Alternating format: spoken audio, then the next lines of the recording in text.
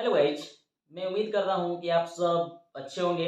चलिए आज देखिए कि आज अपना चैनल नीतीश मैथ्स क्लासेज, ठीक है, आपका चैनल क्या है, नीतीश मैथ्स क्लासेज, जो आप लोग की सपोर्ट और प्यार से चैनल मोनेटाइज हो गया, ठीक है। इसके लिए आप सभी को तहे दिल से मैं प्रणाम करता हूँ और आप लोग मेरे यूट्यूब चैनल को सपोर्ट कीजिए और मेरे को सपोर्ट कीजिए कि हम भी आगे बढ़ सके और मतलब जितना जितना हो सके मतलब आप लोग को अच्छा से अच्छा कंटेंट दें, जिससे मतलब आप लोग की तैयारी बेस्ट हो सके और आप लोग तैयारी मजबूत करके मतलब एग्जाम को अच्छा से क्लियर कर सके, ठीक है।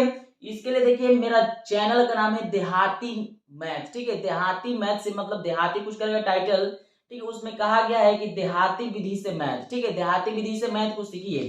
चलिए मेरे भाई देखिए, सबसे पहले हम लोग सीखते क्या है कि सबसे पहले हम सीखेंगे निर्देशांक ज्यामिति के पार्ट 2, ठीक है। निर्देशांक ज्यामिति के पार्ट 2 सीखेंगे। देखिए सबसे पहले कहता क्या है कि निर्देशांक ज्यामिति के पार्ट 2 में सबसे पहले हम क्या समझेंगे कि क्लास 10, ठीक है, क्लास 10 की निर्देशांक ज्यामिति में होता क्या है सबसे पहले हम लोग समझेंगे कि होता क्या है निर्देशांक ज्यामिति। भाई तो इससे पहले वाला क्लास में जाइए और देखिए कि निर्देशांक ज्यामिति होता क्या है, ठीक है। इसके लिए चलिए गाइस हम बढ़ते हैं क्या निर्देशांक ज्यामिति के पार्ट 2 में कि निर्देशांक ज्यामिति में किस प्रकार से क्वेश्चन किया जाता है, किस प्रकार से क्वेश्चन नहीं किया जाता है और क्वेश्चन में पूछता क्या है, ठीक है। इसका क्या होता है भाई कि दो बिंदु दे दिया गया, इसके बीच की दूरी क्या होगा, बताइए कि तीन निर्देशांक दिए गए, इसका नियामक क्या होगा, बोलेगा कि इसका क्षेत्रफल क्या होगा। देखिए मात्र आज आपको 10 से 20 सेकंड में सब डाउट क्लियर, ठीक है, 10 से 20 सेकंड में आपका सब डाउट क्लियर होगा, ठीक है। सबसे पहले दिया गया है कि दो बिंदुओं के बीच की दूरी किस प्रकार से निकाले मेरे भाई। ठीक है, समझते हैं यहाँ पे कि यदि a बराबर x1 y1 है, ठीक है, या b बराबर दिया गया है आपका x2 y2 है, तो बोलता है कि ab की दूरी क्या होगा, ईबी की दूरी क्या होगा, तो बोलेगा भाई कि ए बी का दूरी क्या होगा। अगर 10th के एग्जाम में अगर दे दिया है कि ए बराबर इतना इतना दे दिया, बी बराबर दे दिया x2 y2 के रूप में या इसी के फॉर्म में दे दे, कोई अंक दे दे, डिजिट दे दे, संख्या दे दे, क ख ग दे दे, आई दे दे, कुछ भी दे दे, तो आप लोग याद रखिएगा कि हमेशा इसको क्या मान लेते हैं, ए और बी बराबर मान लेंगे, ठीक है। और ए या बी मान के इसका क्या करते हैं कि हमेशा हम लोग बीच की दूरी निकाल देते हैं। सबसे पहले बीच की दूरी निकालने के लिए फॉर्मूला क्या होता है कि x2 x1 के होल स्क्वायर रूट में रहेगा, आप प्लस y2 y1 का होल स्क्वायर कर देंगे, ठीक है। और जो आपका मतलब सॉल्यूशन आएगा नीचे कर लीजिएगा और जो आपका आएगा उसका आंसर होगा, ठीक है ना, वही उसका आंसर हो जाएगा। इसके बाद तो सब तो ललीपॉप है, ठीक है, उसके बाद ललीपॉप है, ये सब आसानी से आप लोग कर सकते हैं। चलिए हम लोग बढ़ते हैं, अगला क्या कहता है कि दो बिंदुओं के बीच माध्यिका निकालने का सूत्र क्या होता है। दो बिंदुओं के बीच माध्यिका निकालने का सूत्र क्या होता है समझिए। तो लिखा है कि यदि a बराबर x1 y1 b बराबर x2 y2 हो तो माध्यिका ab बराबर होता क्या है, तो x1 प्लस x2 बटा 2 y1 प्लस y2 बटा 2 होता है। याद रखिएगा, एकदम कंफर्म है कि परीक्षा में पूछेगा, ठीक है। बिहार बोर्ड वाले जितने भी बच्चे हैं खोपड़िया में छेद करके डाल लो, ठीक है ना। चलिए अब हम लोग देखते हैं कि तीन बिंदुओं वाले त्रिभुज की माध्यिका का निर्देशांक निकालने के लिए क्या होता है फॉर्मूला भाई। तो तीन बिंदुओं की माध्यिका का निर्देशांक निकालने के लिए सूत्र होता क्या है, ठीक है। अब समझते हैं कि दो बिंदुओं के लिए हम नहीं पढ़ गए थे, लेकिन अब दिया गया कि तीन बिंदु का क्या होगा।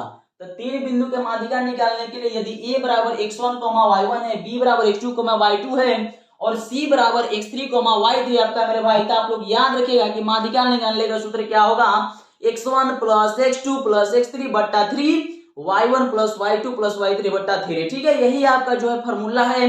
अगर क्वेश्चन दे दे बाबू तो मेरे किताब में, अगर किताब में खोजेगा तो फॉर्मूला नहीं है, ठीक है, इसमें दो ही दिया गया है लेकिन आपको तीन का बता दिया गया, ठीक है।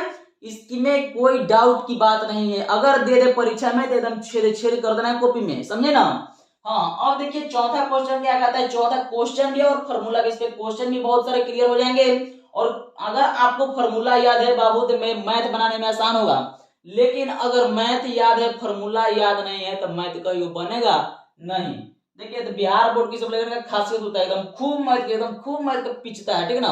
हाँ तो याद रखिएगा, लिखना है कि यदि त्रिभुज में तीन शीर्ष a बराबर x1 y1 है, b बराबर x2 y2 है, c बराबर x3 y3 है, तो बताइए कि त्रिभुज का क्षेत्रफल क्या होगा। त्रिभुज का क्षेत्रफल क्या होगा। अब हम लोग समझते हैं कि त्रिभुज का क्षेत्रफल होता क्या है भाई। तो त्रिभुज का क्षेत्रफल निकालने के लिए हम सबसे पहले नॉर्मली सा ट्रिक जान लेते हैं। देखिए मेरे भाई सबसे पहले क्या होता है कि तीन को बिंदु दिया गया x1 y1 x2 y2 x3 y3।